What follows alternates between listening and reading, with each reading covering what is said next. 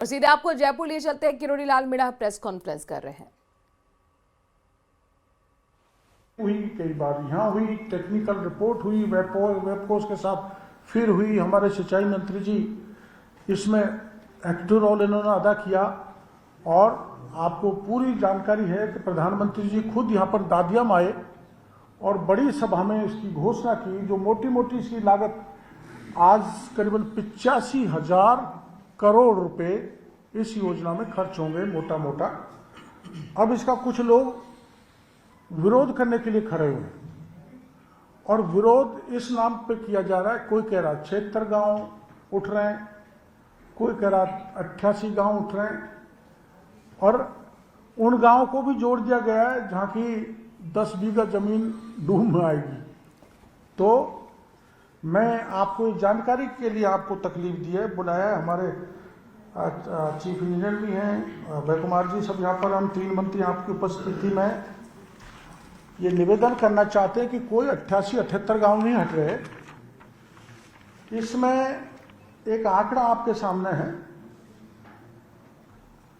जो along the Banas river, उसकी basin पे up to the Morel river एक गांव है बाडोलास, उसके 150 मकान प्रभावित होंगे। एक गांव है बाड बिलोली, उसके 205 घर हटेंगे। एक गांव है बिलोली नदी, उसके 215 गांव हटेंगे। 215 घर, सॉरी गाँव। एक है तालेरा, तालेरा के 208 गांव हटेंगे। एक है भोपर, उसके 180 घर हटेंगे। एक है खिदरपुर जाडू, उसके 325 घर घुसेंगे हटेंगे। और एक है सामोली, उसके 230। मतलब ये में बहाव क्षेत्र के बारे में जानकारी देते हुए इस बांध को लेकर आपने देखा किसान कुछ देर पहले महापड़ाव कर रहे थे, पंचायत कर रहे थे, उसी को लेकर ये बता रहे हैं कि आखिरकार विरोध जैसी कोई स्थिति नहीं होनी चाहिए। और सटीक जानकारी देते हुए खुद मंत्री कि इसमें कोई किसी के बहकाबू में ना आए। बहरहाल खबरों में आगे बढ़ते हैं। दौसा से अगली खबर आपको बताएं कि आग की तस्वीरें लगातार सामने आ रही हैं। अन्य जिलों से भी इसी तरह की तस्वीरें सामने आई।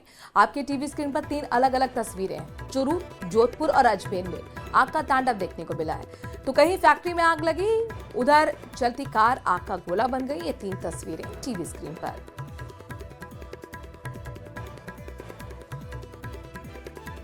नेशनल हाईवे से जुड़े अधिकारियों की मिलीभगत से सरकारी खजाने की लूट का खेल होने वाला था। मुआवजे के लिए हाईवे की जमीन पर मकान बना लिए गए, लेकिन ये बड़ा घोटाला होता उससे पहले प्रशासन को पता चल गया। ये रिपोर्ट देखिए।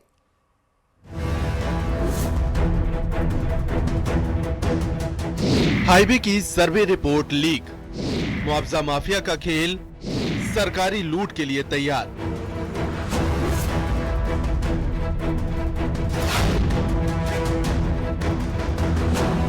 झुंझुनू नगर परिषद एरिया में अचानक एक वीरान इलाके में तेजी से काम चलने लगा।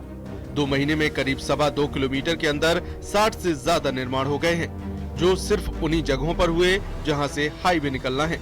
लेकिन आसपास का इलाका आज भी खाली है और ये नेशनल हाईवे से जुड़े अधिकारियों की मिलीभगत से संभव हुआ, जिन्होंने इन माफिया के हाथों में सर्वे रिपोर्ट सौंप दी और फिर इन माफिया ने जहां से हाईवे गुजरना है वहां जमीनें खरीदी और ये स्थायी निर्माण शुरू कर दिया।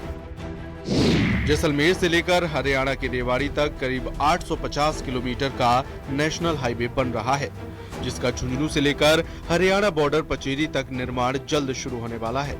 लेकिन इस हाईवे की सर्वे रिपोर्ट ही लीक हो गई, जिसके बाद हाईवे पर मुआवजे का खेल शुरू हो गया है।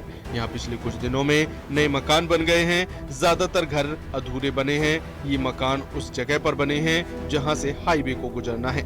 बता दें कि खेत के बजाय मकान पर करीब 5 गुना मुआवजा ज्यादा मिलता है। इस वजह से माफिया ने खाली जगहों पर अधूरे मकान बना दिए हैं। दरअसल ये हाईवे बगड़ बीच से होकर निकलना था, लेकिन रिपोर्ट भेजी गई कि वन विभाग से क्लियरेंस में देरी हो सकती है और वन विभाग से जितनी जमीन ली जाएगी उन्हें उतनी ही जमीन देनी होगी। जिससे कॉस्टिंग बढ़ जाएगी। इसलिए मई में सर्वे किया गया। सर्वे के बाद बगड़ बीच की बजाय पड़ोस के गांवों से होकर निकालने की रिपोर्ट तैयार की गई।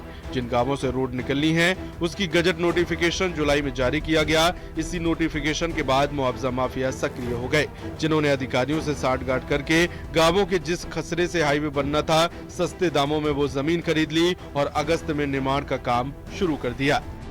हमारे पास ड्रोन सर्वे की इमेजेस हैं, उससे हम ये डिसाइड करेंगे कि कौन सा निर्माण पहले का हुआ है।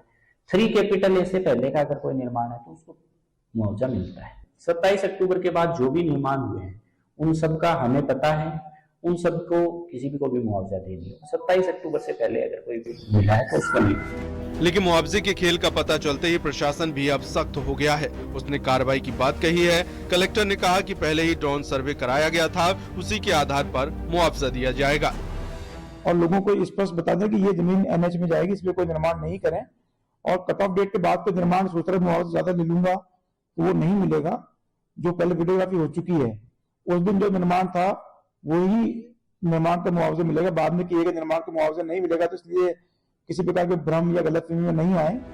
बहरहाल अब देखने वाली बात ये होगी कि किस तरह मुआवजा माफिया अपने लगाए हुए पैसों का 5 गुना करने के लिए खेल खेलते हैं या फिर प्रशासन कदम उठाकर इनके प्लानों को पानी में मिलाता है। झुंझुनू से कृष्ण सिंह शेखावत की रिपोर्ट।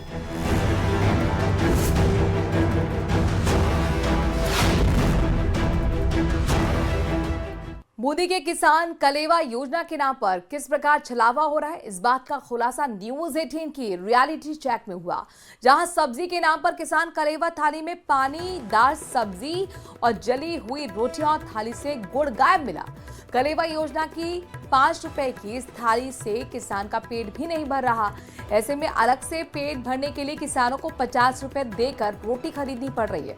अब ऐसे में प्रशासन के दावों की पोल खुल गई। इसमें योजना के नाम पर भर पेट खाना देने का धम भरा जा रहा था। चलिए खबरों में आगे बढ़ते हैं। अगली खबर करौली से है, जहां पर एसआईआर सुपरवाइजर की हार्ट अटैक से मौत हो गई है। उन्हें बुधवार रात अचानक सीने में दर्द उठा और कुछ देर बाद उनकी मौत हो गई। परिजनों का आरोप है कि अधिकारी पर दबाव बनाया जा रहा था और ऐसे में वो टेंशन में थे, घर पर किसी से ज्यादा बात भी नहीं कर रहे थे। 2 दिन पहले ही नोटिस भी मिला था। काम के दबाव के चलते उन्हें दिल का दौरा पड़ा है। हालांकि परिजनों की ओर से अब इस मामले में पुलिस की कोई रिपोर्ट पेश नहीं की गई है। मृतक संतराम के बड़े भाई राजेंद्र सिंह सैनी ने बताया कि बुधवार रात करीब 9:30 बजे संतराम घर पर ही था कि तभी उसे सीने में तेज दर्द हुआ, उल्टी हुई। तुरंत हॉस्पिटल लेकर गए, लेकिन रास्ते में ही उनकी मौत हो गई। हमारे बहुत से बीएलओ साथी, हमारे शिक्षा विभाग के विभिन्न कर्मचारी जो सुपरवाइजर और बीएलओ के रूप में लगाए गए हैं और उनको एक समय बाध्यता दी गई है। ये बाध्यता फाउंडेशन अगर सरकार को देनी ही थी तो ये कार्य पहले से पूर्व में क्यों नहीं शुरू करवाया गया?